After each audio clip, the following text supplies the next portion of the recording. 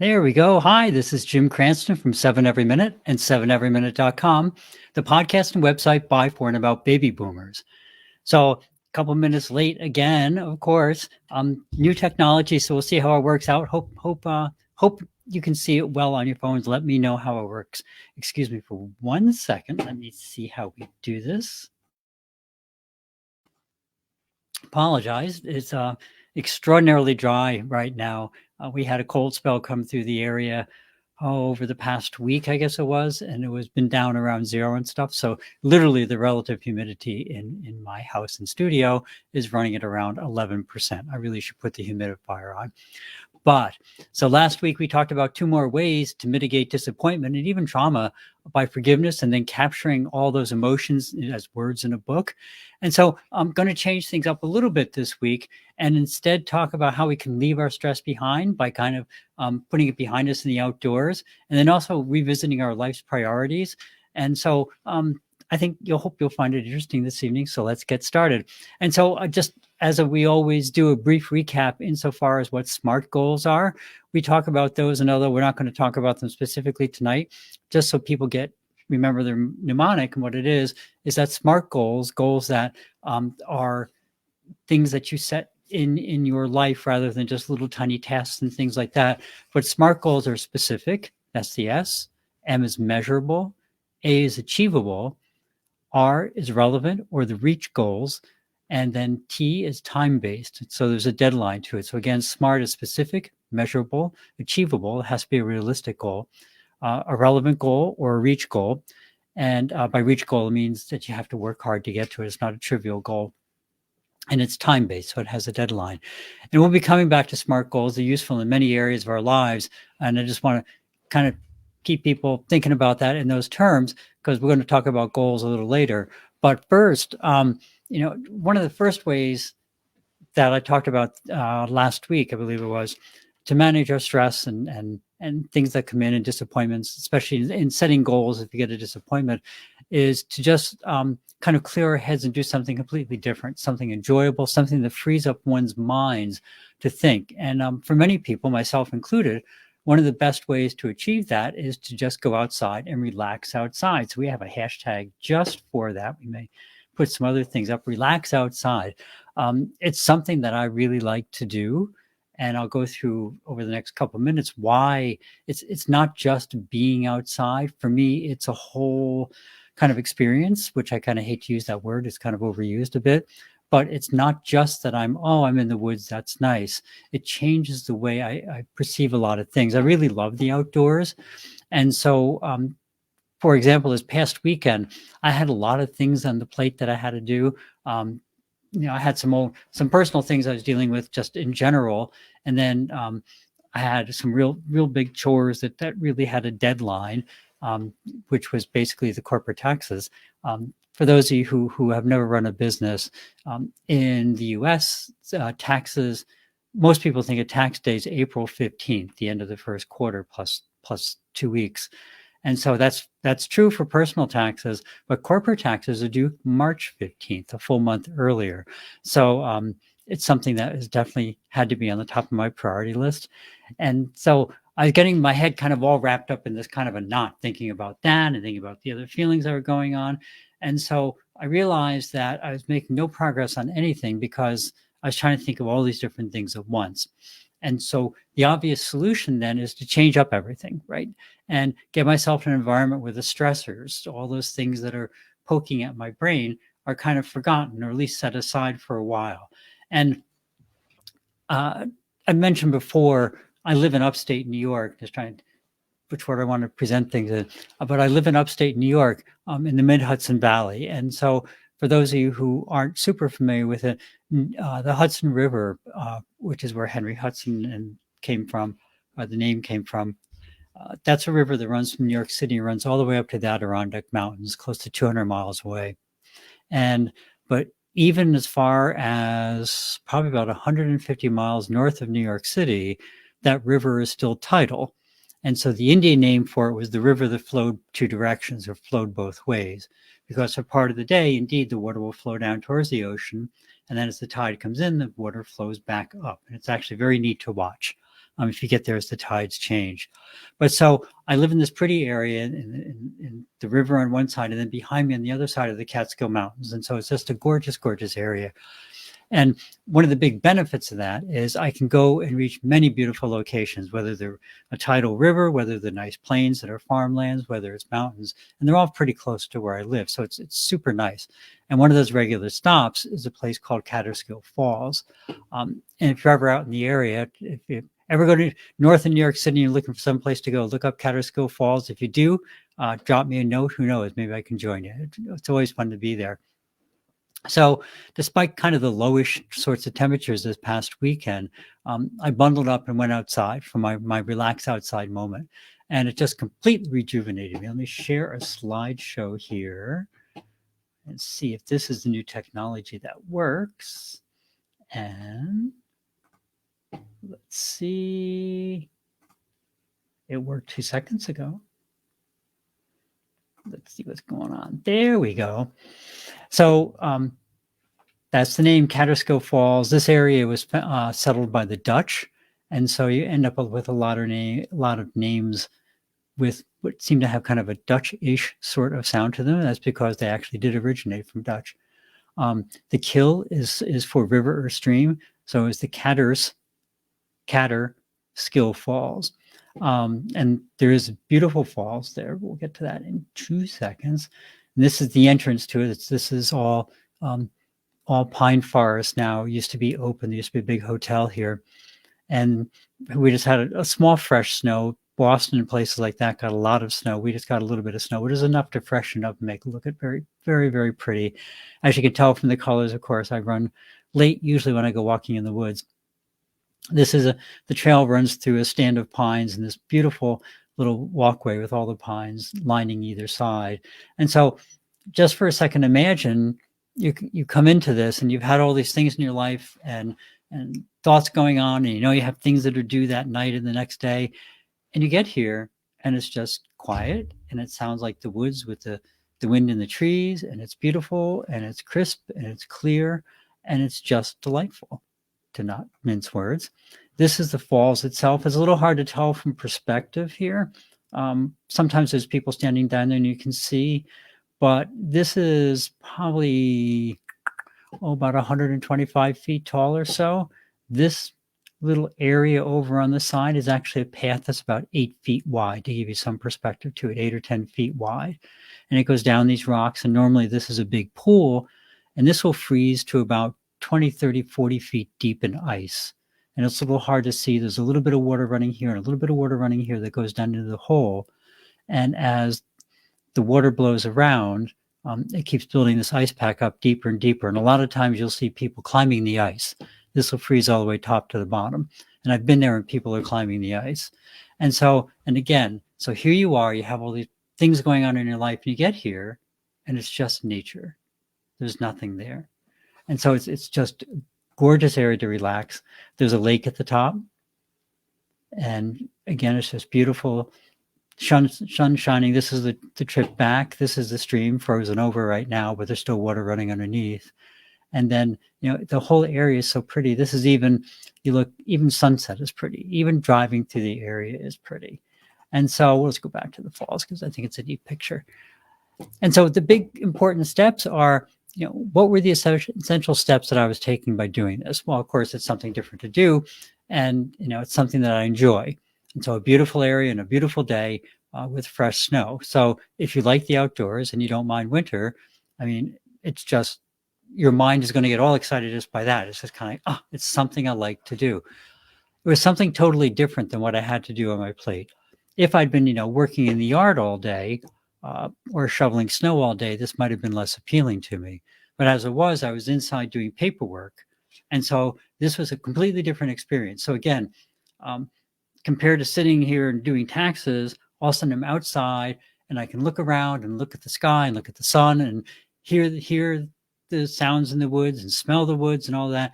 So your mind now is focusing on something completely different. And that's really important. And then you want to be in an environment, I want it to be, and you should be, I would encourage you to be, in an environment that would allow my head and all the thoughts that are interrupting my other thoughts, interrupting my focus, to just kind of dissipate. Because now, since it's totally different, I'm not drawn to those other thoughts. I'm not thinking about, oh, did I do this in my spreadsheet? I'm not thinking about, oh, how did this situation arise? It's I'm in something totally different. And what that allows you to do is your mind, your conscious mind, can focus on something else, which means now your subconscious mind can go through and start straightening away some of those other thoughts. It can start solving problems, much like when you sleep. The old saying, sleep on it and you'll have an answer tomorrow. That's actually very true. And so by going to a different area, it frees up your whole mind. And now your mind can concentrate in the background on what it's trying to solve. And in the foreground, it's relaxing. When your mind relaxes, your body relaxes, the tension leaves. And so it's pretty simple. And even if you don't happen to live, what I think is a very beautiful area and a beautiful falls and the mountains and everything else, you can still accomplish these same steps almost no matter where you live and with whatever environment you have, because you can find whatever environment you like to be near. And it could be, the important point is to get your mind and thoughts aligned and focused on something expansive rather than limiting. One of the things that happens when we get stressed about something is we focus down and focus down and focus down, and we keep making our world smaller and smaller. And there are some good things to that. You really focus a lot on one little issue. But the bad point is now you're not allowing all the rest of your mind to come through and help solve that problem for you. Your conscious mind is just trying to drill through it. And sometimes that's very effective, but sometimes it's better to let go a little and just, as I say, expand your mind and let all the world come in. And now your subconscious will go through and do all the hard work for you. I like the sound of the woods, as it is said. Maybe you like hearing the ocean or something like that, or ship's horns on the ocean, or some, a distant symphony, or children playing. You want to be someplace that brings you to a place of peace and away from the stress and tensions that were keeping you moving forward. If the tension in your life is something like you're practicing for the symphony, well, then probably it's not good to go to some place where you hear the symphony, because your mind is going to focus in on the same thing. So you really want to get to a point, like I say, that's different environment and allows your mind to free up. And when I do something, if I do anything physical, really, to take a walk in the woods or, do a short run or a long run, I usually find that my mind is cleared and re-energized. So in this particular case, coming back, I stopped and visited some friends after being in the woods. It was really a very nice afternoon. And then, and that was nice too, because again, it's more freeing activity. I'm thinking of different things. I'm not focusing on this one task. But eventually I did have to come home, and it was actually fairly just after dark. You can see it was at sunset as I was coming back. So now the evening's kind of late. So you think, oh, well, now you wasted the whole day. You didn't get it done. But what I found is I could sit down and just finish off that first pass of taxes with no effort, because now my mind was fresh. I was completely relaxed. I was re-energized, and I was ready to move forward. So it really does make a huge difference. And I would encourage.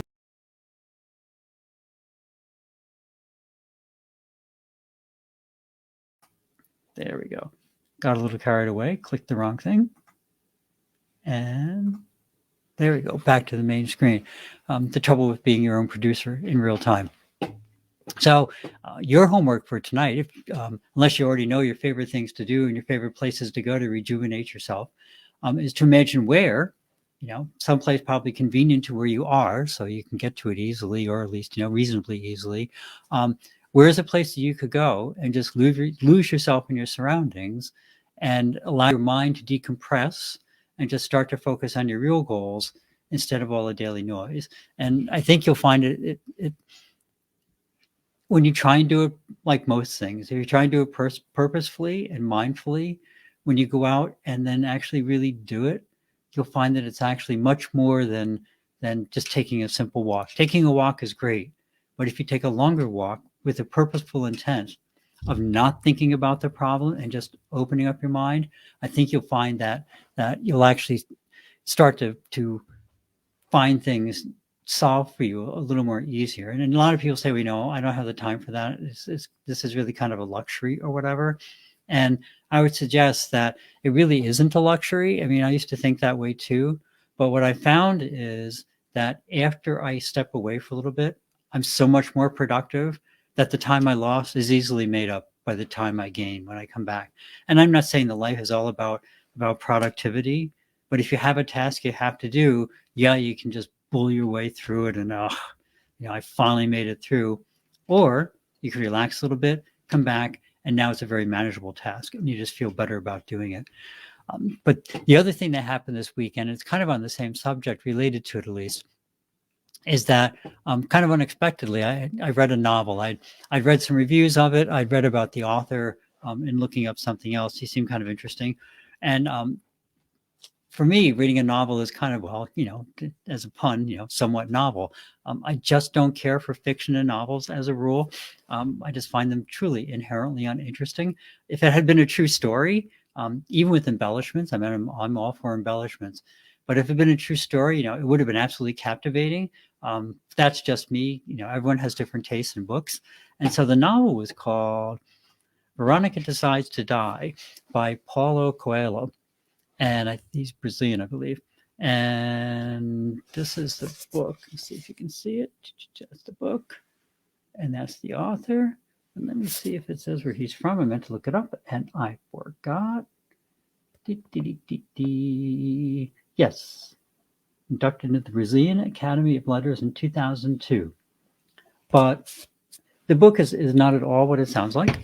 And it's a story basically of a young woman who kind of loses interest in life and then fails at ending her own life. But then she finds that she's damaged her heart in the process and has a limited time to live. And so it's an interesting story, and on a lot of different levels, actually. But even at the simplest level, it's kind of an interesting story. But for me, probably the most personal aspect of it was that, and it may be true for a lot of you as well. In this case, it was kind of contrived because she had to try to end her own life and then damaged her body in the process. But for many of us, we kind of have the realization, at least compared to our youth, that we too have a limited amount of time to live. And so, and I don't say that, this isn't about panic or sadness of any sort, but really it's that there's a certain joy of discovery that comes because now we're hopefully, a bit wiser, and at least wise enough to realize that we have a lot of knowledge we can bring to bear on how we want to shape our lives into something that we really want, or exactly what we want. And we now hopefully have the resolve and the determination and the will to make sure that we really can realize our dreams and goals to the extent that interests us. And so even though, like I say, the novels in and to themselves generally are less interesting to me, the topic was very interesting to me, which is part of the reason I read it. And it made me realize, I guess it struck me particularly hard this past weekend because I've been extremely busy with my day job. And the day job, it's quite technical in nature. And we've been extraordinarily busy as a company, which is wonderful. It's great. And I work with a lot of really great people. I have no issues with that. The product is somewhat useful for society, so it's not something I regret being involved with or something. I mean, it's not like there's a lot of downsides to it. But is the job intrinsically satisfying, and is it improving the world as much as I might like to? Realistically, we're all older. We certainly have gone through our youth, and we've either made money and lost money and done all those things and helped people and done things that probably we should have done differently. And we have things we're really happy about and things of regret and all those things, that's what makes up our lives.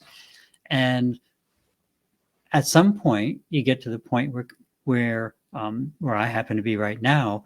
And probably a lot of you have thought about this either right now or will, or have, sometime in the fairly recent past. Is this the most that I want to get from my life? And do I have a lot of regrets in my life? Not really. I mean, I've done a lot of things, and I'm pleased with a lot of things that I've done, but I really think that there's more that I could do. And I just personally, I feel that's one of the responsibilities we have as citizens of the world, is to try and take our knowledge and help other people with it. I mean, we can just take our knowledge and make ourselves wealthy or whatever. That's fine as far as it goes. But I think if you can step beyond that and then help other people improve as well, to me, I just find that, personally a lot more enjoyable. And so the book, when I was in the wood, walking in the woods, I spent a lot of time not really pondering the book itself per se, but just kind of thinking through my life and what has happened and where I am now and where I want to go and different ways that I could take to get there. And so why it's kind of neat. It's like, as I always try and do, wrap everything back around to the first topic.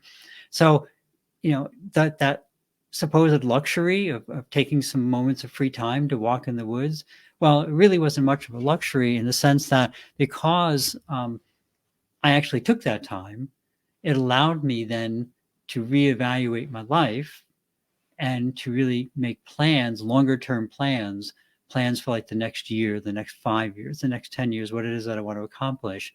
And I think that if I hadn't done that, then besides having all the same thoughts in my head that were tormenting me before I went for the walk and, holding me up doing the tasks I had to do, I would not have had breakthrough. Might be a little strong, but certainly the realizations and the progress that I made in thinking about what do I want to do for a short and medium term plan. And I think that's important to do and reevaluate on an individual basis, on a regular basis. I was talking to another friend of mine, and I've talked about her before, and she was trying to decide what she wanted to do with her life, and she's younger. And I encouraged her to expand her goals beyond the immediate goal to include things much farther away. Because when you do that, when you look far away, if you hike it all in the woods, there's an old trick, especially if you get lost, is you don't try and walk a straight line by looking 10, 20 feet ahead of you. You walk a straight line by looking way in the distance. And then if you have to go back and forth to get around a stream or around some rocks or over some trees or something, really the target way in the distance is effectively constant. And that's really how you want to live your life as well. You want a target that's way in the distance. And it doesn't mean that every single step has to lead to that target. But if your goal is always visible, then you'll always slowly be working towards your goal. And that's the big advantage of doing that. And that's what came out of taking some time this weekend, really stepping back, truly clearing my mind, getting some room in there for all the other thoughts. And then in the background, I could ponder on this book a little bit and then apply that concept to my life. And so the whole thing was, it was a very nice weekend. It was a very good weekend. And it brought me a lot of peace, which was particularly neat because I started the weekend all worked up thinking about all the things I had to do. And the classic modern society where you have these deadlines, you have these dates, you have these things to do. And by the end of the weekend, I realized, wow, I not only had enough time to do those, I had enough time to relax. And then that made the other tasks even easier. So I hope you enjoyed these 2 quick tips for kind of re-energizing yourself in the midst of overwhelm. And remember, to do something joyful and something different that frees your mind from the nagging thoughts. And perhaps with some new energy, you'll be able to reach, and refocus on all those amazing opportunities that we still have in front of us. That's it for the week. Thank you very much for stopping by. If you found something interesting, please pass it along. If you're not, please drop me lines to other things that you'd like to hear. Have a great week. Thanks for visiting. Remember to live the life that you dreamed of, because that's the path to true contentment. Love and encouragement to everybody. See you next week on 7 Every Minute and 7everyminute.com. Bye.